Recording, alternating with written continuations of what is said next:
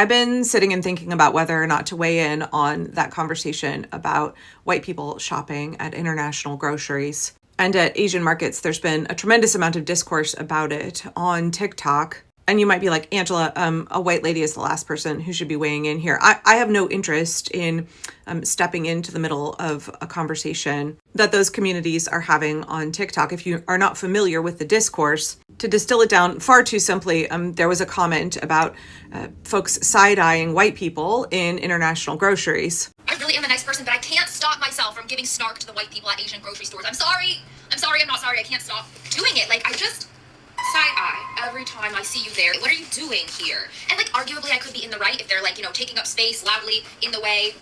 But I do it even when they're not. I do it when I just see you down the aisleway picking out like your pre-made sushi. I'm over there like... And I know I'm wrong for it because like, especially if it's a small mom and pop grocery store, which I just got back from, like, go support them. Go support them. You didn't do anything wrong. I'm just a bitch. I'm a really nice girl, but I'm also a bitch. And I saw this one girl who was in the grocery store. She's like down the way with like blonde hair and she's like looking at the packets or whatever. I give her this side eye. I'm looking at her. I see her giving me side eye back. She's like at me. I was like, and I know I don't look super Asian. I'm like, I'm literally supposed to be here. I'm buying the foods that I grew up eating right now. And then she came closer and closer. And I saw this moment as we're both side-eyeing each other, where we both got closer and closer and closer, meeting in the middle of the aisle, and we both realized that the other person is Asian. We both realized that we're Asian. We both were like, and then we smiled and we walked away. It was almost Asian on Asian time. But I think she was doing the same thing I was doing, giving me a little like, what are you doing here? Which is valid, but also white people keep going to Asian grocery stores, keep supporting small businesses. But I do hate it when white people come in there and they're like, oh my God, I've seen this on TikTok, and their kids are running around amok, like making a disaster for people that are just like buying their regular weekly groceries. I do hate that, but like, most of this is on me, and I'm sorry, but I'm also not sorry. And as a white person who shops an awful lot at international groceries, at Asian markets, at the Mercado, at the Ukrainian market and the Indian market, I have some thoughts expressly for white people who also want to shop in those places. And I do think that this is an important subject for us white folks to be having right now. I know here in Portland, there has been a big push for people to shop at Latino groceries more because they are seeing their sales decrease as we are watching immigrants be afraid to go out, as we are watching people be less likely to shop at international groceries. Those groceries are struggling. So there was a call that was put out for Portlanders to focus on shopping at places like your local supermercado, that we should make an effort to patronize immigrant-owned groceries. So because that call has gone out, I think we are going to see more white people going to these groceries. And maybe you're going to get a side eye or two. Maybe people are not going to be as warm and fuzzy and accommodating as you might want. You might not get exactly the kind of treatment that you had imagined. And we need to be okay with that. Right? I didn't see anything wrong with the initial video. Again, as somebody who shops almost exclusively at international markets, and I have for a really long time, because as a permaculture person, my focus is on hyper-local, right? Building hyper-local economies, building resilient local food systems. And you cannot get more local than shopping at your small, local, immigrant-owned grocery instead of your big, giant chain grocery. So I try to patronize those international markets that are in my neighborhood. So earlier this year, I put out a couple of videos that went pretty darn viral for me about Trader Joe's, because, right, Portlanders love their Trader Joe's. I know lots of folks do, but they're actually a big union busting company. And we were hearing from union groups like, could y'all try not to shop at class Trader Joe's? And then, of course, there's the fact that they stock an awful lot of products that are made, where? And in the comments of that initial video, I got so many people being like, where else can I go? Where can I go that's not Winco or Fred Meyer or Safeway? If I can't go to Trader Joe's, where can I shop? Not everybody has a New Seasons or a Wild Oats or what have you. And obviously we're not shopping at Whole Foods because they're owned by Jeff Bezos, and like, fuck y'all, no ethical consumption under capitalism is really hard. And I was like, I know where you can go. Go to your local international grocery, go to your local Lily Market or Hong Fat, Roman Russian, the local supermercado, your local Indian grocery, like patronize those places.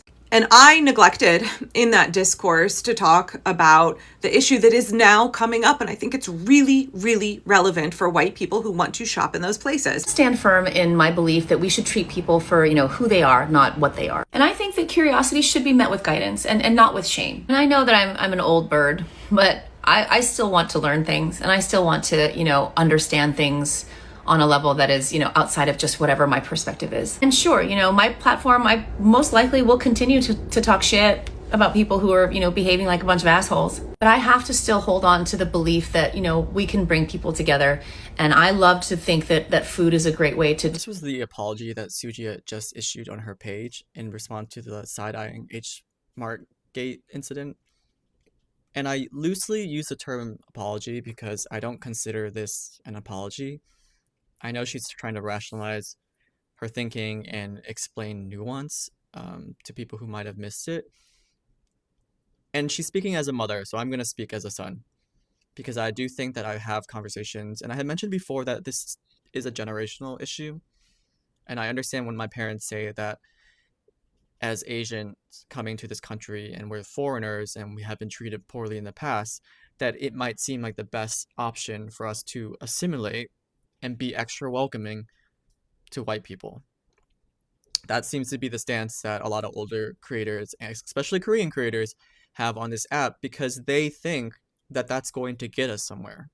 When in reality, just a couple years ago, what did we see during COVID? Sujia's content exists as a very quick cathartic release for a lot of white people to see that, oh, as long as I'm not this type of white person, the one that goes into a restaurant and says my food is stinky or Asian food is stinky, or they go into a grocery store and start making fun of the labels, then I'm okay. It doesn't address the various videos that white people made in response to that incident, where they purposely went to H Mart to make a nuisance of themselves and to invade a space that they previously had no interest in.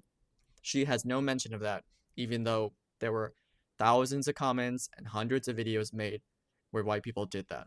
The disappointing part of this apology, in my opinion, is that she is still doubling down on her position. You might get some side eye. You might not be welcomed with open arms. And you know what? You kind of just have to just sit with your discomfort. You kind of just have to be like, okay, I understand that I am a guest in this space and there is no trust in this relationship. I'm coming into a space where I represent a dominant part of the culture that is actively oppressing immigrants. I don't think there should be any obligation for people who run immigrant groceries and people who shop at them who are not white to trust a white person who comes into those spaces, because we are watching the American Gestapo, known as ICE, go into those places to abduct immigrants. How many viral videos have we seen of white people accosting immigrants in grocery stores and being like, I'm going to call ICE on you. Are you even here legally? But there's no trust. We should not expect trust to be extended to us, because what have we done to earn it? And how much have other people who look like us done to erode that trust? And I think also us as white people, we can be a little bit bull in the china shop, right? We can come in there and we can have the best of intentions and we can be unintentionally offensive because we don't know the culture. We don't always know the food. And of course, because we bring all of our white supremacy with us as much as we have tried to unpack it, we can be incredibly insensitive. And even if we have the best of intentions, we can cause offense. And we should be hyper aware of that when we go into international groceries. We should not be coming in with this paternalistic attitude of like, yes, I'm going to bring my dollars here and patronize your business. When I go and shop in these places, I try to remember that I am a guest in a space that I'm lucky to be able to shop at. I'm grateful to be able to patronize these businesses and have access to the delicious food that they have to offer. But I think our attitude needs to be that of a guest. Our attitude needs to be one of like, okay, if we get side eye, if we are not treated as warmly as we think we should be treated, then we need to adjust our expectations. And we need to understand that we are coming in there wanting to do good, but the folks in that space don't know that about us. It's not our place to weigh in about what conversations those communities are having about us, but it is our place to understand how to be a respectful, polite guest.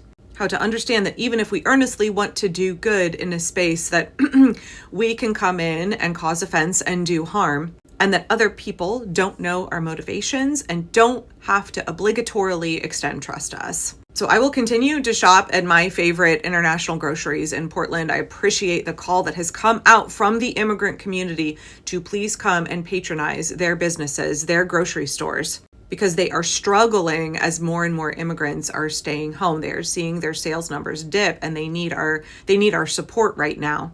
but we should also be aware of the way that our allyship can be clumsy. We need to make sure that our actions line up with our intentions. I'm grateful for all of the folks having this conversation on TikTok. I hope it can increase the awareness for white people who go into those spaces, because we can be so oblivious of how we come off. We can be, right, that's white privilege, being able to be oblivious as to your impact, being privileged enough to not have to worry about how you are perceived or the way that your presence might cause anxiety for other people, might have a negative impact on other people. And it's a good chance for us to deconstruct more as we are trying to do good, to learn to actually do good in a way that is wanted and desired by the community. So yeah, thanks for everybody having this conversation. And other white folks, I hope that we are patronizing those businesses in a way that is respectful and actually helpful.